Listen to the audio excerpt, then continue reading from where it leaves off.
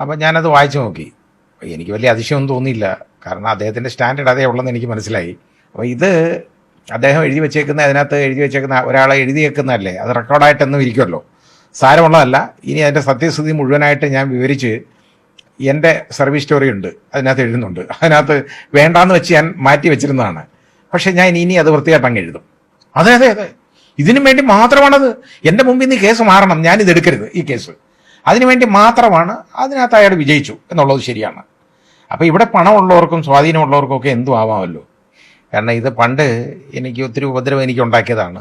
അതെല്ലാം കഴിഞ്ഞിട്ട് ഇതങ്ങ് കളഞ്ഞതാ, അങ്ങ് തീർന്നതാണ്. ഇപ്പം 2 ദിവസം മുമ്പ് അദ്ദേഹം വരുന്നുണ്ട്.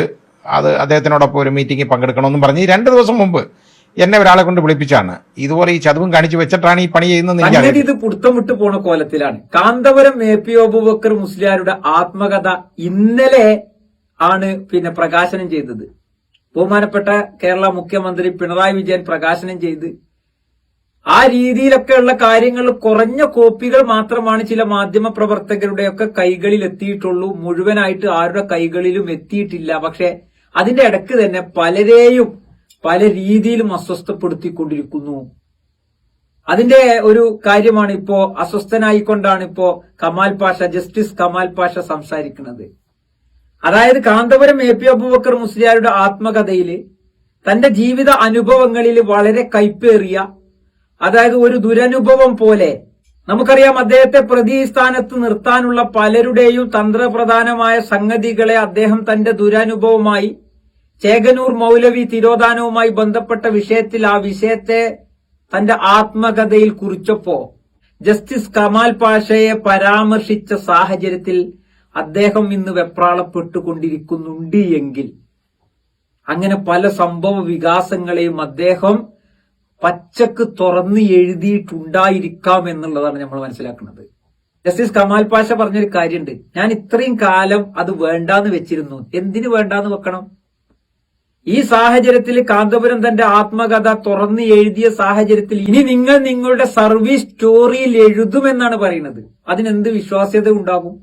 കാരണം എവിടെയെങ്കിലും ചേകനൂർ മൗലവി വധവുമായി ബന്ധപ്പെട്ടോ മറ്റോ താങ്കളുടെ സ്റ്റേറ്റ്മെന്റിലോ എഴുത്തുകളിലോ മുമ്പ് കാന്തപുരം AP അബൂബക്കർ മുസ്ലിയാരെ കുറിച്ച് താങ്കൾ അത്തരത്തിൽ എന്തെങ്കിലും ഒരു സ്റ്റേറ്റ്മെന്റ് പറഞ്ഞിട്ടുണ്ടെങ്കിൽ അതിന്റെ തുടർച്ച എന്നുള്ള രീതിയിൽ നിങ്ങൾക്ക് എഴുതാമായിരുന്നു. നേരെ മറിച്ച് ഇനി പൊതുസമൂഹം എങ്ങനെയാണ് നിങ്ങളെ വിലയിരുത്തുക?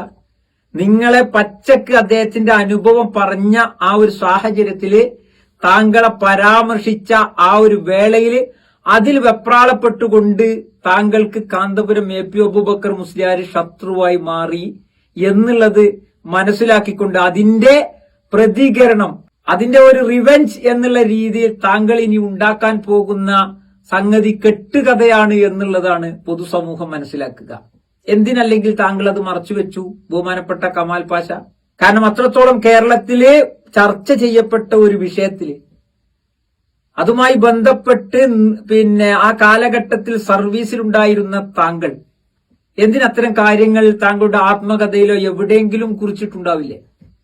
എന്തുകൊണ്ട് താങ്കൾ മാറ്റിവെച്ചു?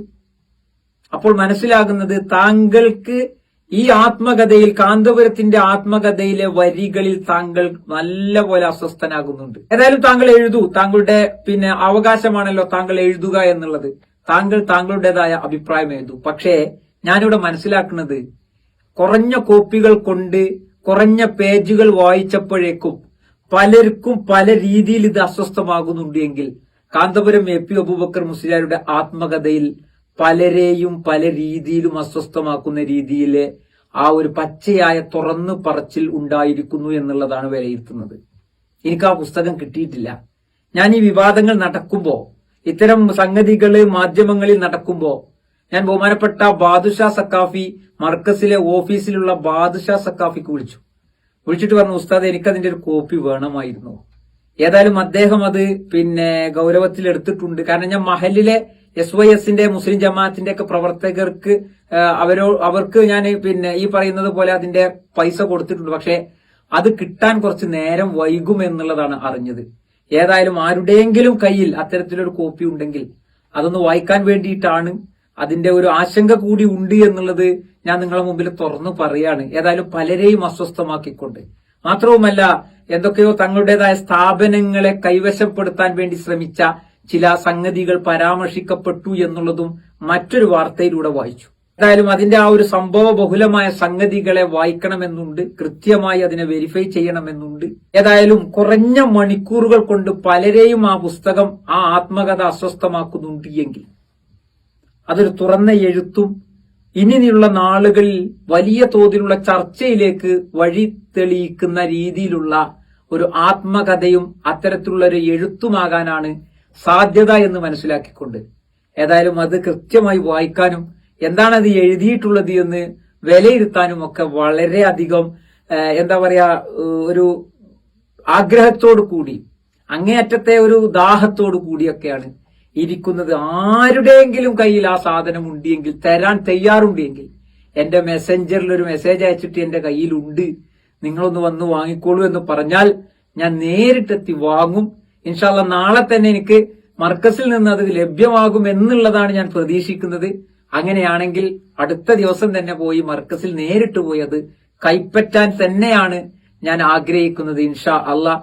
ഏതായാലും കുറഞ്ഞ സമയം കൊണ്ട് പലരെയും അസ്വസ്ഥമാക്കുന്ന രീതിയിൽ പച്ചക്കുള്ള തുറന്നെഴുത്ത് തന്റെ ആത്മകഥയിൽ തന്റെ ജീവിത ചരിത്രവുമായി ബന്ധപ്പെട്ട് അങ്ങനെ തന്നെ എഴുതിയത് കൊണ്ട് ഇനി വരും നാളുകളിൽ പലരെയും അസ്വസ്ഥപ്പെടുത്തുന്നതും പല രീതിയിലുമുള്ള ചർച്ചകളിലേക്കും ഇത് വഴി തെളിയിക്കാൻ സാധ്യതയുണ്ട് എന്ന് മനസ്സിലാക്കിക്കൊണ്ട് ഏതായാലും അത് വായിക്കട്ടെ, ആ രീതിയിൽ അത് മനസ്സിലാക്കട്ടെ.